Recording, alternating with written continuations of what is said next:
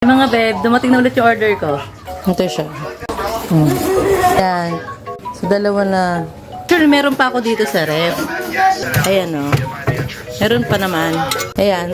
Pero dahil talaga kailangan ko to, kasi nga, di ba, breastfeeding tayo. Hindi natin to. Pampaboost siya ng, breast milk. Talagang kailangan to na sa mga nagpapa-daddy moms dyan. So, kailangan ito M2. So, pwede rin naman kung gusto nyo yung malunggay lang. Na-try ko din yun. Maganda.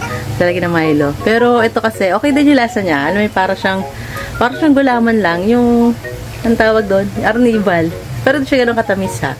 Para dyan sa baby na yung maraming milk. Si Mami.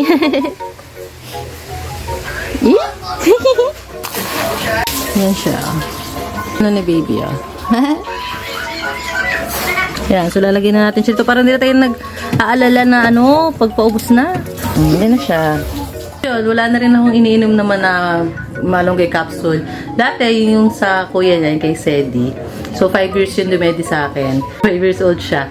Yun, nag-empty din ako. Tapos may ininom din akong malunggay capsule. So, ngayon, wala na. Pero, pansin ko naman, nabibigat naman si Kaide. Tapos, pwede, lagyan nyo siya ng Milo. Masarap pag may Milo.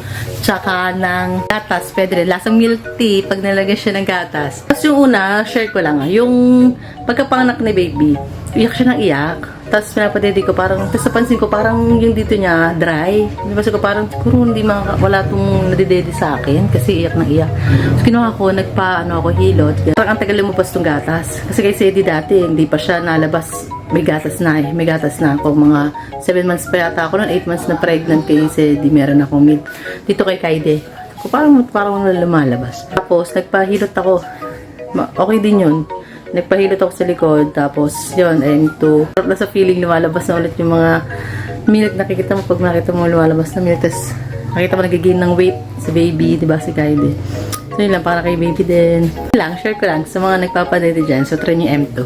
Meron din kayong marirecommend na iba pang mga comment nyo lang kung ano yung ginagamit nyo na pampagatas din. Siyempre yung mga masasabaw, diba? Okay nga yun. Yun lang.